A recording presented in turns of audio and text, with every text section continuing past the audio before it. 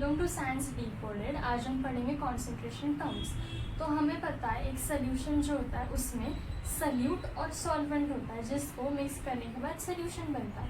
तो उस सोल्यूशन में कि सल्यूट का या सॉल्वेंट का अगर हमें कॉन्सेंट्रेशन निकालना है उस सोल्यूशन में से, तो हम क्या यूज़ करते हैं, कॉन्सेंट्रेशन टर्म्स यूज़ करते हैं।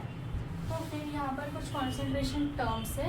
पहला क्या है, mass percentage of the component, मतलब टोटल सोल्यूशन में एक हमारा कंपोनेंट है जिसका मास परसेंटेज कितना आएगा।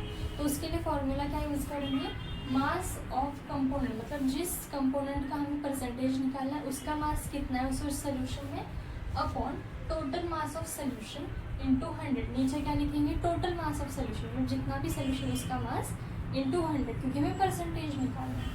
सेकेंड क्या है, volume percentage of the component. Volume percentage of the component मतलब वापस सेम, एक हमने सोल्यूशन मिक्स किया, मतलब सोल्यूशन बनाया सॉल्वेंट और सल्यूट को मिक्स करके। तो अगर हमें सल्यूट का या सॉल्वेंट का परसेंटेज निकालना है टोटल वॉल्यूम में कितना है, तो हम क्या करेंगे, वॉल्यूम ऑफ कंपोनेंट, इस कंपोनेंट की जगह तुम सल्यूट भी लिख सकते हो या तो सॉल्वेंट भी लिख सकते हो, upon total volume of the solution into 100। Third क्या है, पार्ट्स पर मिलियन। पार्ट्स पर मिलियन मतलब क्या कि अगर हमें किसी कंपोनेंट के नंबर ऑफ पार्ट्स निकालने हैं इन मिलियन, तो हम फॉर्मूले क्या यूज करेंगे, number of parts of component upon total number of parts in a solution into 10⁻⁶। अगर हमें वही पार्ट्स पर बिलियन निकालना होगा तो same formula, number of parts of component upon total number of parts in solution into 10⁹। Fourth है mole fraction, जिसे हम रिप्रेजेंट करते हैं काई से। मोल फ्रैक्शन एक फ्रैक्शन होता है between the number of mole of component upon total number of moles. ठीक है, अगर फॉर एग्जांपल हमारा जो टोटल नंबर ऑफ मोल्स है वो है Na प्लस Nb और हमें मोल फ्रैक्शन निकालना है Na का, तो मोल फ्रैक्शन क्या आएगा, N of A upon total number of moles. Fifth है मोलैरिटी, जिसे हम कैपिटल M से रिप्रेजेंट करते हैं। ये क्या बताता है कि हमारे टोटल वॉल्यूम ऑफ सोल्यूशन में कितने नंबर ऑफ मोल्स है उस कंपोनेंट में। यहाँ पर हम जो वॉल्यूम लेते हैं वो हमेशा लीटर्स में लेते हैं।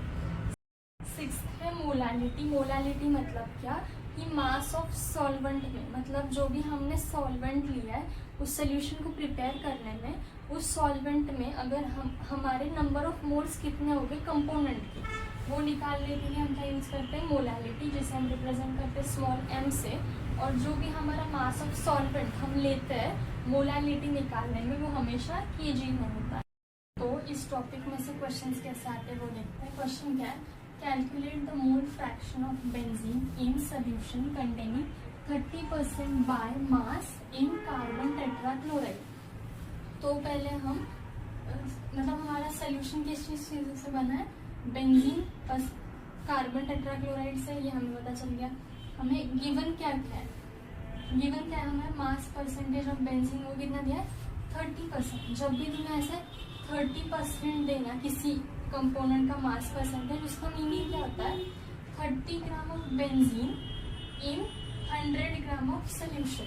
मतलब 30% का मीनिंग क्या होता है कि हमारा 30 ग्राम बेंजीन है 100 ग्राम सोल्यूशन में। ठीक है, यहाँ तक। और अगर हमें बेंजीन का मास पता है, पूरे सोल्यूशन का मास पता है, तो हम कार्बन टेट्राक्लोराइड का मास निकाल सकते हैं। 100 माइनस 30 कितना आ जाएगा, 70 ग्राम। हमें फाइंड क्या करना है, mole fraction of benzene. Mole fraction of benzene का फॉर्मूला क्या होता है, chi benzene is equal to number of moles of benzene upon number of moles of benzene plus number of moles of carbon tetrachloride. ठीक है, तो हमें number of moles कैसे निकालते हैं, given mass upon molar mass. ठीक है, तो number of moles of benzene कैसे आएंगे, गिवन मास क्या है हमारा 30 ग्राम अपॉन उसका मॉलिक्यूलर मास क्या है 70। इसका अगर डिवीजन करोगे तो आंसर आएगा 0.385। और number of moles of carbon tetrachloride कैसे निकालोगे, गिवन मास वो क्या है 70 अपॉन उसका मॉलिक्यूलर मास 154। इसका आंसर क्या आएगा 0.455। ठीक है, अभी मोल फ्रैक्शन कैसे निकालोगे बेंजीन का, number of moles of benzene upon total number of moles. तो बेंजीन के नंबर ऑफ मोल्स कितने, 0.385, और इन दोनों को ऐड कर दोगे तुम्हारे टोटल नंबर ऑफ मोल्स आ जाएंगे, वो कितने 0.840 और फिर इससे तुम्हारा जो मोल फ्रैक्शन आएगा बेंजीन का वो क्या आएगा 0.488. Please try to solve this question using concentration terms and let me know in the comment section. For more such short revising videos, please like and subscribe the channel.